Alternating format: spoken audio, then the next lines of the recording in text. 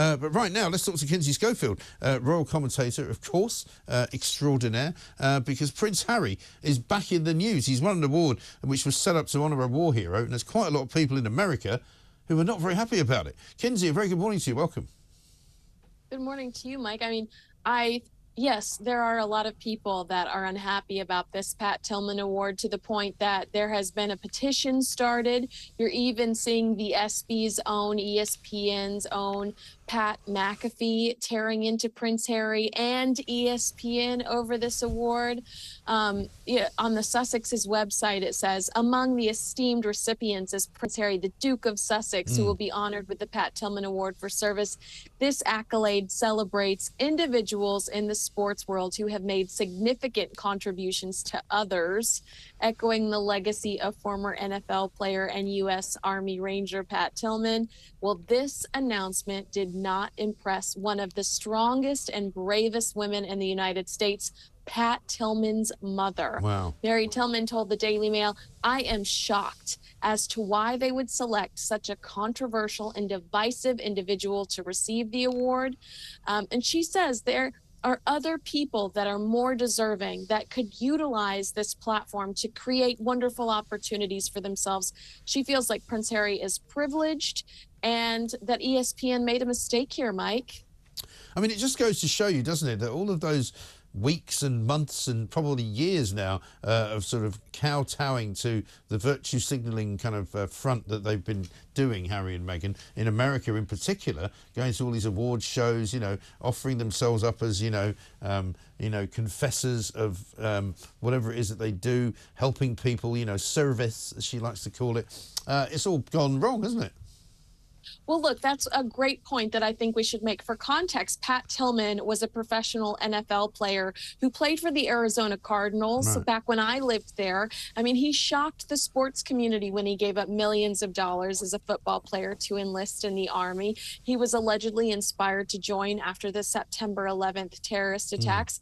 He was killed in Afghanistan by friendly fire, although the facts were not immediately disclosed by the military. And his mother fought tooth and nail for the truth.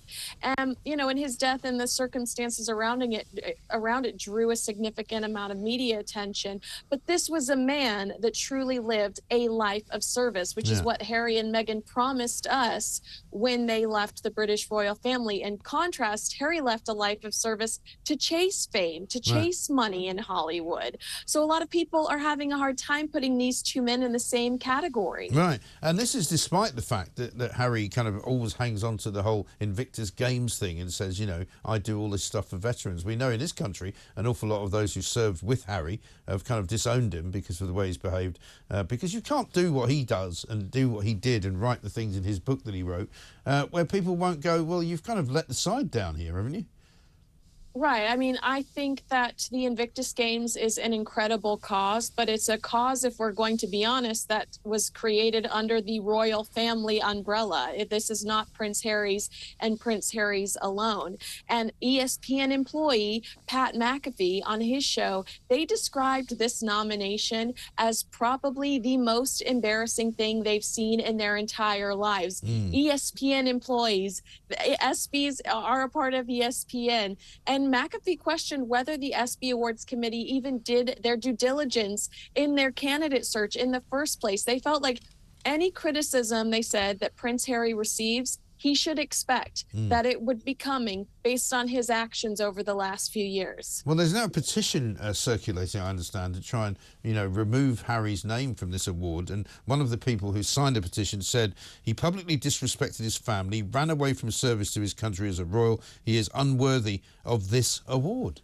I mean, you can't really put it more clearly than that, can you? I mean, I completely agree with that individual. I honestly see Prince Harry and Meghan Markle accepting more trophies for awards that I don't understand what they're for than this life of service that they promised us. But, how many awards did Meghan accept for a podcast that was canceled and slammed by her own network? Yeah, right? Exactly. I mean, This is all a game to them. I guess they're trying to buy the public's respect. They're trying to buy good PR through, networking and creating these opportunities to collect trophies for their mantle. But I think the public sees through these individuals. Oh, I think so. And I think that's absolutely clear that they've kind of fallen from grace. I don't know whether you would agree that they don't get invited to the kind of the big parties. When the Oscars were on, they didn't get invited to that. The same with the Grammys. They're not really A-listers anymore, are they? I mean, I don't believe so. And you're even seeing reports over the last few days that Meghan is going to have to resort to asking her old Suits castmates to appear on her new Lemonada podcast. Talk about a fall from grace. Meghan Markle didn't give these people her new phone number when she ran off with Prince Harry. So to have to call some of them and say, would you mind appearing on my podcast? That's an act of desperation. It really is, and shockingly so. Kinsey, great to talk to you as ever. Thank you very much indeed. Kinsey Schofield reporting into us from Los Angeles, California there.